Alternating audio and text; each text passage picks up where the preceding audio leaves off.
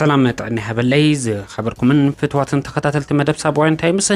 أبزح الساعات سبر زينا كاب كتمام على سمعنا لنا أزيو لبز سبر زحزن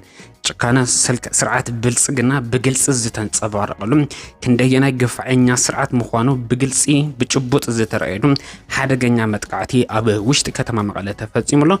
اتمتقعت انتي مسل زبل زرزرو ككافلوكم حبيركم نصلحم كم تلمود نابوزحات كبصح دما لايك كومنت شير سبسكرايب مغبار فصيمكم ايترسعون حزب تግራይ يعوت حزون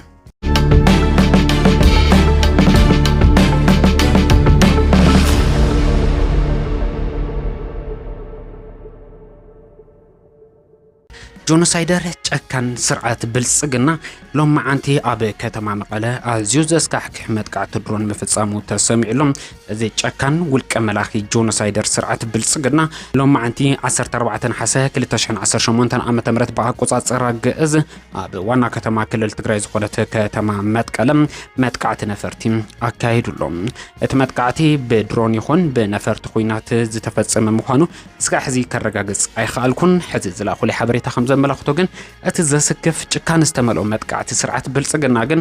አበ ከተማ መቀለ ዳዕሮ ተብሃይሎ ኣብዝፍለጥ ከባቢ ኣብ ውሽጢ ቤተ ክርስቲያን ዝተፈጸመ ሓደገኛ መጥቃዕቲ እዩ ላዕለዋይ በሪ ተብሃይሎ ኣብዝፍለጥ ናይት ቤተ ክርስቲያን መእተው እዩ እቲ መጥቃዕቲ ተፈጺሙ ዘሎ እታ ቤተ ክርስቲያን ክራማት ምስ ምዃኑ ተታሒዙ ብርክት ዝበሉ ህፃውንቲ ሰንበት ትምህርቲ ማንኛውም መዓልቲ እተምህር ቤተ ክርስቲያን እያ እዚ ስርዓት እዚ ክንደየና ጨካነ ህዝቢ ትግራይ ናይ መጽናት ዕላማ ጥራሕ ዘለዎ ስርዓት ምዃኑ ዘመላኽት ግን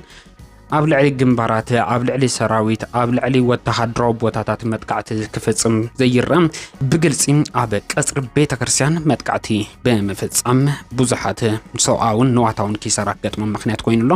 እስካ ሕዚ በት መጥቃዕቲ ክንደየናይ ዝኣክል ሰብ ከም ዝተጎደ ዝርዝር ሓበሬታ ይበጽሕናን ነዚ ጉዳይ እንዳተኸታተልና ናባኹም ከነቀርብ ኢና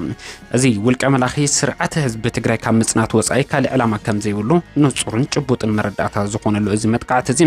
كل حزب تግራይ ሓድነቱ ኣስጢሙ ኣብ መቃብር እዚ ስርዓት እዚ ህልውኑ ንምሓሳብ ዝግበር ተጋድሎም ብሓባር ከቃለሰ ጻውዒትና ነቀርብ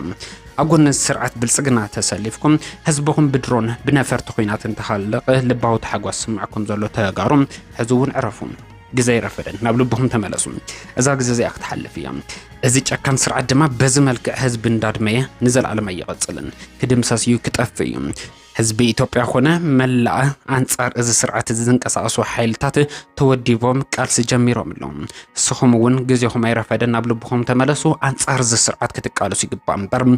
ደም ህፃውንትን ተፈስስ ዓወት ዝተሓፈሰ መሲልኩም እትኾርዑ ዘለኹም ባንዳታት ተጋሩ ሕዚ እውን ዕረፉ እዩ